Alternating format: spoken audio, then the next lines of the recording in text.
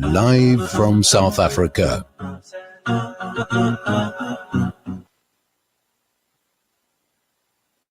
Welcome back to the Nafeesa Dangor Show. A very inspirational afternoon. I hope you all enticed into joining us because we have some amazing guests this afternoon who are going to give us some really high inspiration, should we say, valuable advice and move us into better spaces, especially during this COVID-19 period.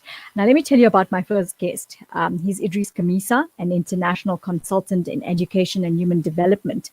He began his career as a teacher of English.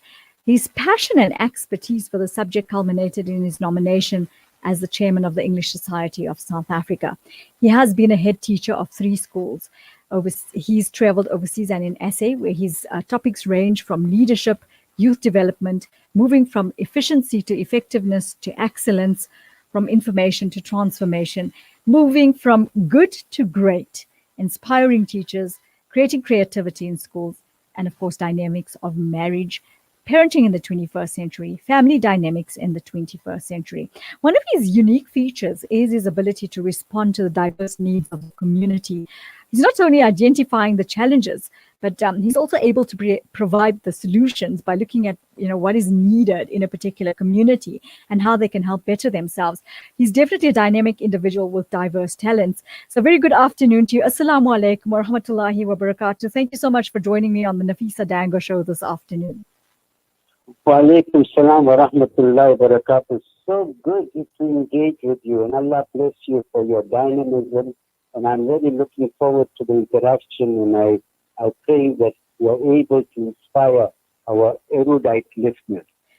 Ameen, thank you so much for joining me. I think it's a very exciting segment, having worked with you before, knowing the type of inspirational person you are and how you can move people from what kinds of spaces they're in to better ones. So Jazakallah for taking the time out and joining us this afternoon to be able to entice people in a better way as far as emotional intelligence in a marriage is concerned. So I really appreciate you taking that effort and that time out on the Nafeesa Dangor Show.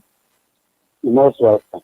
Fire away, Nafeesa. Fire away. Fire away. Well, let's talk about, before we even get into that particular topic, talk about your dynamism.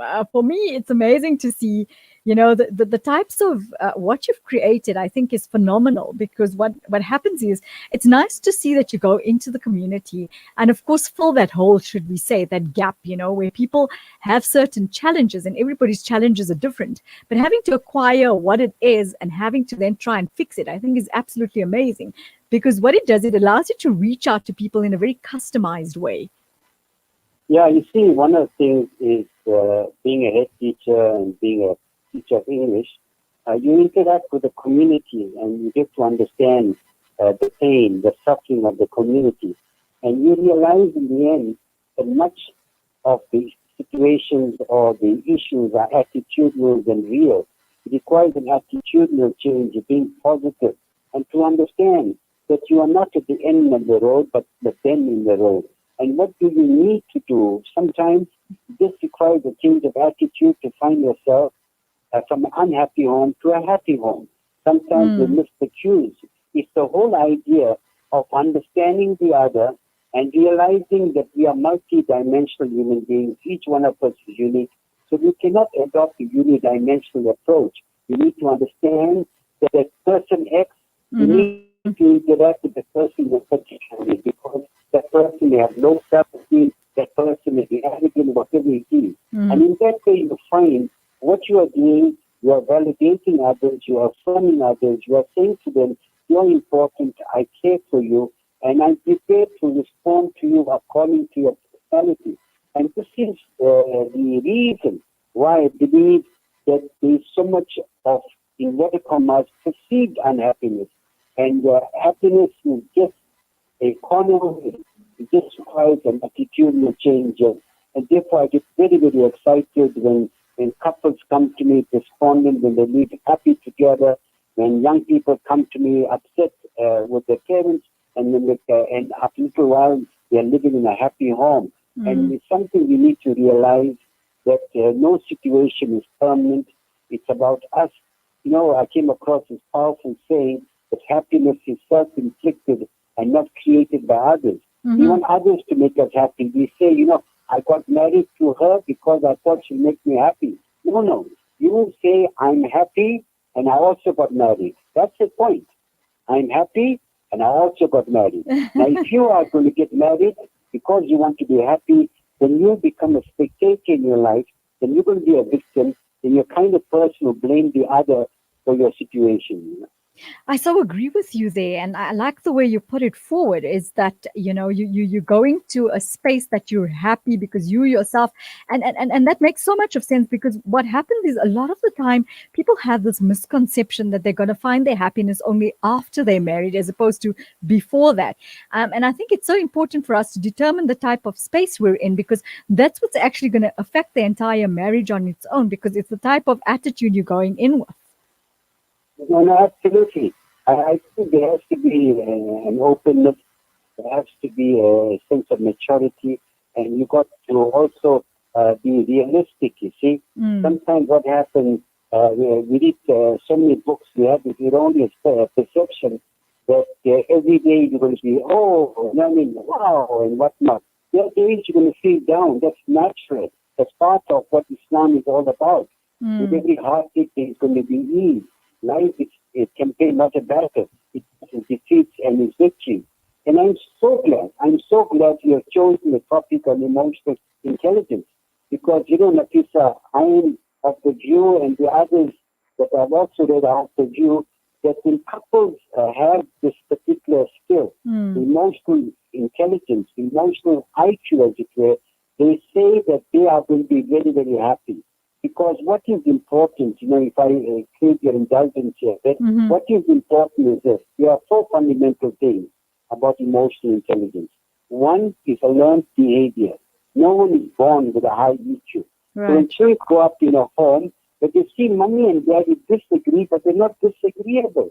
The mommy and daddy know when to speak and when to be quiet. Mommy and daddy know how to deal with conflict. Mommy and daddy know when to say sorry, when to ask for forgiveness, because the critical aspect about emotional intelligence is to know at a particular time, to understand, for example, what is my state. If I know, for example, I am, I'm not feeling too well, I'm uncomfortable, I think I get irritated very, very quickly, then I realize it's a wrong time for me to discuss a sensitive issue that might provoke my wife. And when I'm interacting with my wife, for example, I know my own state, right? So you are self-aware, number one. Right. Secondly, you are also aware when you are talking, you say, hey, and my wife is responding in a negative way with a body language. So you know how to self-regulate. So you are able, instead of saying, I'd rather tell her everything now, get done with. The damage you do is too late. So what you say, hey, let me hold down now. Let me, adjust what I'm saying, how I go about saying it. The third important aspect is you also understand the social context in which you are, right? But to me, one of the most important things, when you got a high EQ, what it does to you is the following. When you go through a situation in your marriage, you do not say, I'm unhappily married. You're able to isolate the issue and say, I'm happily married, but my wife and I have an issue which you need to discuss. You do not suffer from an emotional meltdown and say, I don't know why I married you. And yesterday, yes, you profess your love. And one incident, one person, you cannot erase goodness of the past. These things are very important.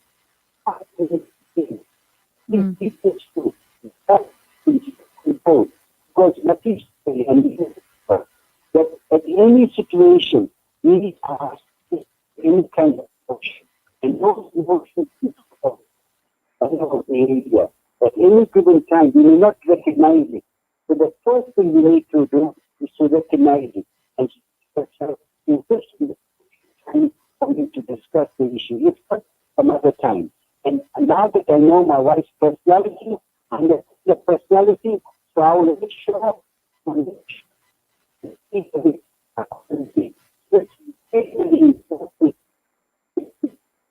when I found, I only talked to you, you could interrogate me, and I found The people with high emotional intelligence are individuals who experience the emotions, who are able to discuss situations, who are able to look at disagreements, but they do not feel diminished because they also have a high self-esteem. Right. The self-esteem is high, they've got self-worth and everything else. And in the end, it's not about what car you're driving, what home you're staying, how handsome you think you are, or what the beauty or wife is. It's about those aspects that are so critical. And I would recommend parents themselves to understand that you need to teach your children about emotional intelligence. And the most eloquent way is to show them how you behave and be a role model for them. That is so true. I agree with you fully there, and that a lot of the times I think this is what really matters. Is I think we don't realize that the things we say in front of our kids is something that's going to be inculcated in them going forward. So as you say, us parents are the role models for our kids, and what's going to happen is whatever we're doing is what they're going to, of course, think is the norm, which isn't at times. So it's having to, like you say, use this emotional intelligence in the type of situations we are, so that we, become better individuals, firstly, and secondly, make our kids understand that that is not the norm of life.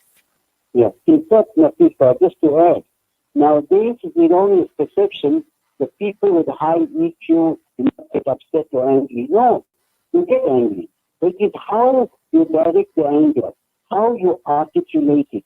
You understand? For example, people get a shock of their life when I say this to them, that, it's very, very difficult to provoke me.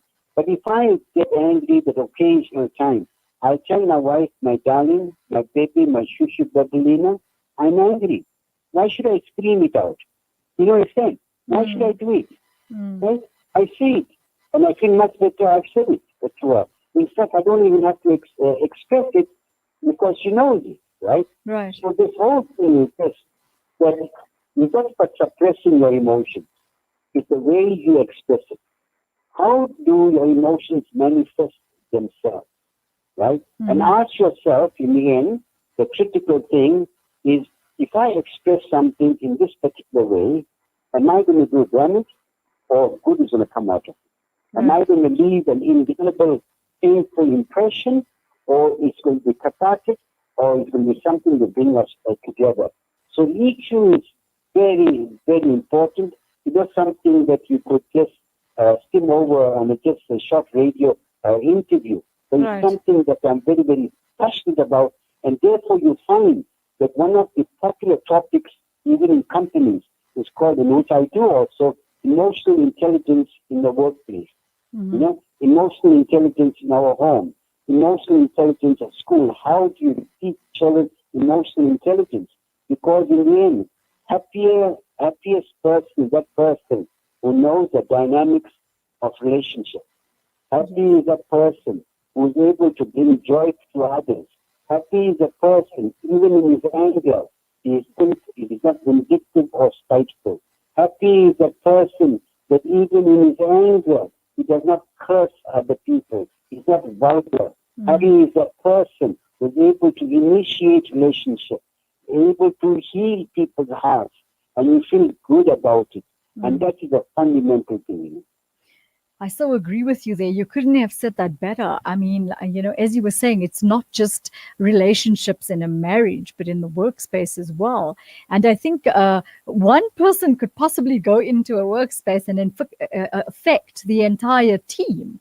And I think that's where emotional intelligence comes into play. It's being able to understand each other's personalities as people and human beings, and being able to interact. I mean, of course, there are going to be some form of things that we don't agree on, but it's having to reach that amicable type of situation where we sit down and try and find solutions to the issues that we should probably encounter.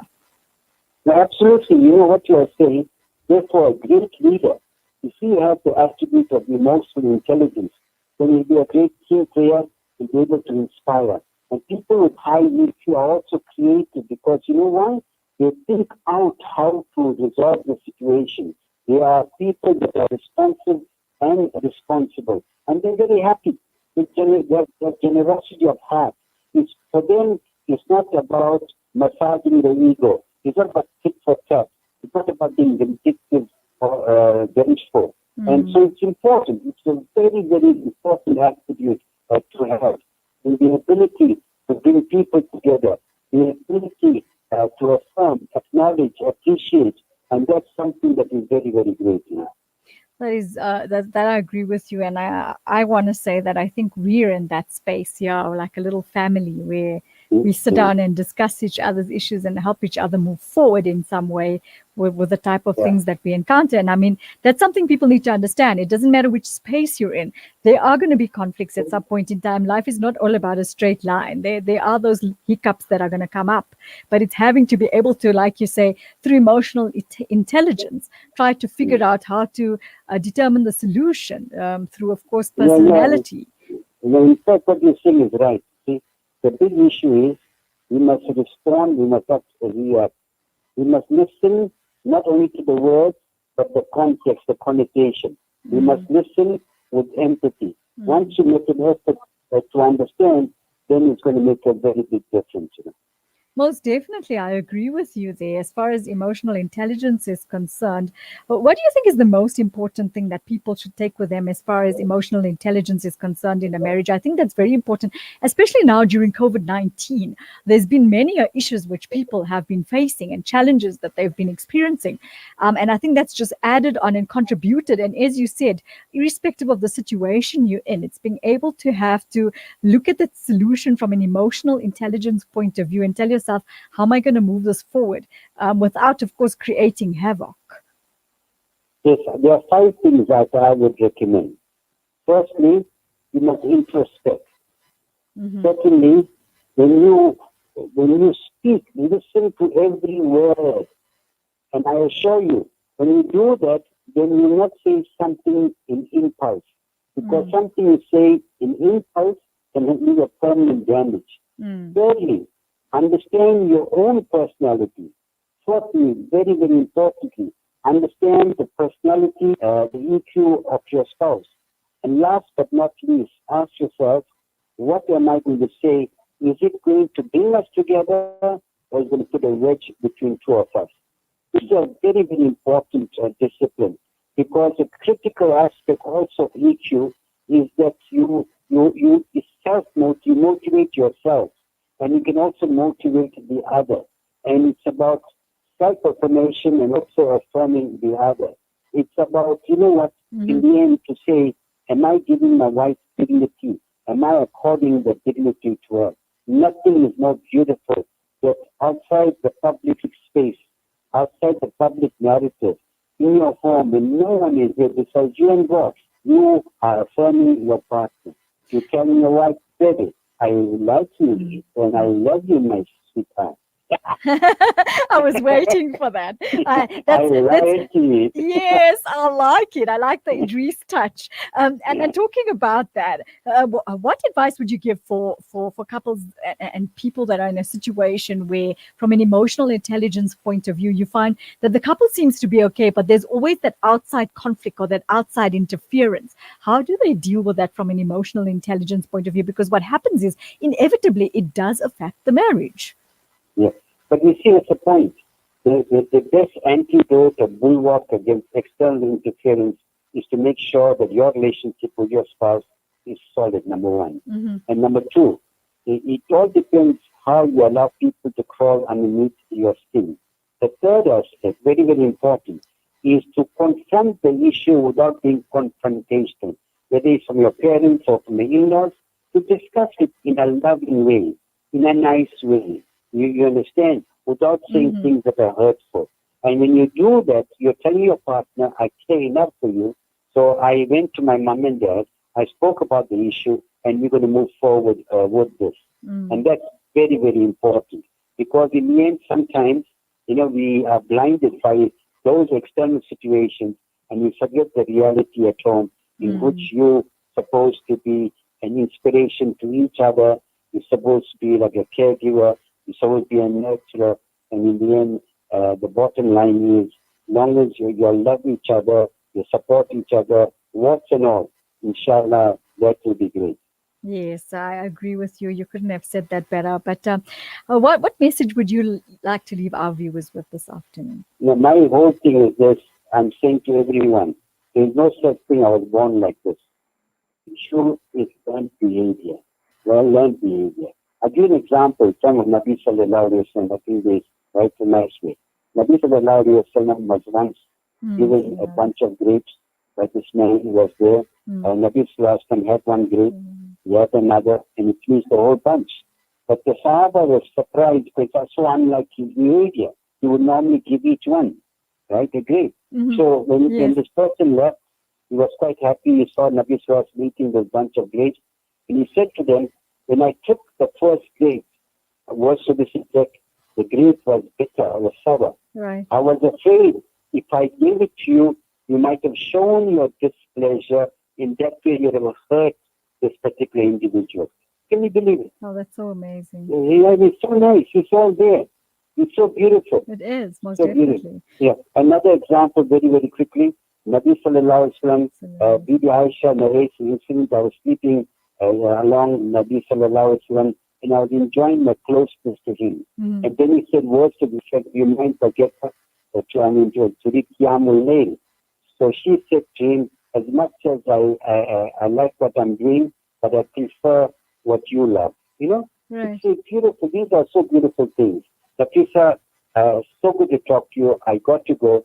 May Allah bless you, and I hope you can interact again sometime. I'm looking forward to that. I want to also take the time to thank you on behalf of the team and myself for joining us to inspire us into a very much better space. It was definitely an inspirational talk with you. I'm going to say it like how you say it. I like it. No, I like it. I like it. Okay. Thank you so much. The pleasure has been ours. Thank you so much for inspiring us this afternoon. As you were saying, inshallah, we're looking forward to, of course, reconnecting with you at some point. Thank you so much for what an inspirational afternoon. Assalamu alaikum wa rahmatullahi wa barakatuh. That was Idris Kamisa, an international consultant, and he's of course a motivational speaker, and should we say is an all-round gentleman in many directions, giving back and finding those solutions to identify the challenges that people find in each space that they're in. But I think today's topic was quite apt, and it taught us a lot about emotional intelligence in a marriage. A very amazing talk. Thanks so much for him for joining us. We're going to go for a quick break. We'll be back with you in a bit. Connect and stay ahead with Salam Media.